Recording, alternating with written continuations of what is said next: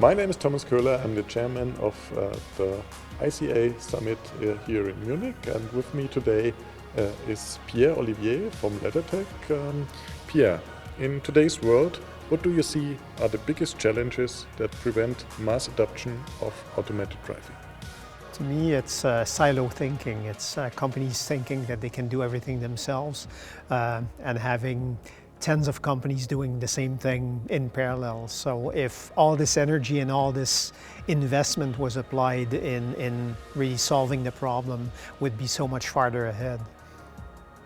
So what development trends are currently being pursued in the sensor fusion industry? That's the industry you're working in. And what does this mean for future driving assistance systems? Well, I think we're seeing increased awareness that fusion is a key component, especially as the number of sensors increases. So when there was only a few sensors like single camera, single radar, people could take a simplistic approach, but that doesn't scale. So now I think people are realizing that, and they're aware that the performance of the fusion is a key part of really getting sufficient performance for the higher levels of automation. So what developments have been achieved in camera-based systems in the last few years? And are there functionalities that can now be performed by cameras that were not possible before? It's an interesting question. To me, there's very incremental improvements in cameras, slightly higher resolution, slightly higher dynamic range, but the biggest performance improvement is really on the software side. So better utilizing the data from the existing cameras is what brings the most improvement. So how would you say that LeddarTech's sensor fusion and perception technology differentiates from others in the market in terms of 3D detection as well as classification? Well, I think we were really the first ones to be able to make raw sensor fusion practical because of a number of things. First of all, we've developed really key patented IP to improve the performance of because with the 3D sensors, the issue is still you get very sparse data. So with our upsampling technology, we're able to deliver a very high density point cloud, even with normal resolution Lidar or even radar. So that's a key part. The other part is we've solved also some of the difficult things, such as, for example, getting high accuracy on the fly extrinsic calibration that really ensures that you can perform raw fusion accurately and get the benefit. In addition to fusion and perception software, LeddarTech also develops Lidar components. So how does Lidar compare to existing technologies such as camera and radar? What are the advantages, or are there occasions from your perspective where all three will work together for the best results? The biggest opportunity from my standpoint with Lidar is increased density of the point cloud.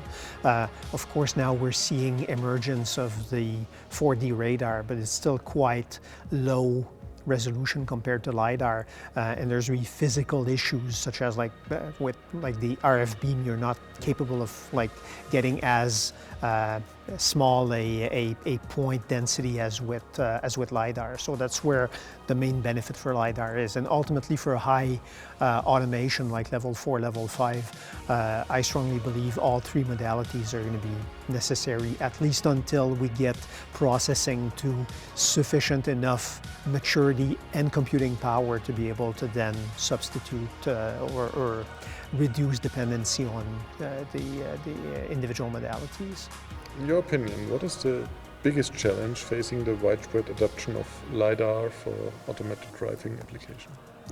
It's still cost, because certainly most solutions today still rely on mechanical scanning. So the construction is still quite expensive, even though it's gotten lower, and there's really physical limits that you can't reach with the mechanical scanners, because there's lots of components but also lots of assembly required. So really that's where ultimately it needs to be fully solid-state Lidar to really reach comparable cost points as radar and camera are today, and that's where we think we have key technology to be able to get to that point.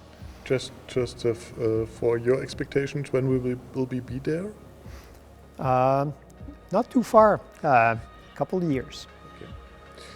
So would LeddarTech be able to offer customizable solutions for automated level 3 and 3 plus driving, and how would the performance rate be? Absolutely. Our model is basically open platform. So we work with our customers to provide customization where we can do customization, they can do customization, they can integrate components into our stack and accelerate development. So it doesn't have to be also a build versus buy. They can collaborate. It can be more collaborative model. And certainly we've demonstrated, and actually typically that's early part of customer engagement, showing on their data that we can achieve higher performance. So we're looking forward to hear from you soon. So thanks again, Pierre-Olivier from LeddarTech and Thomas Köhler for InLinum.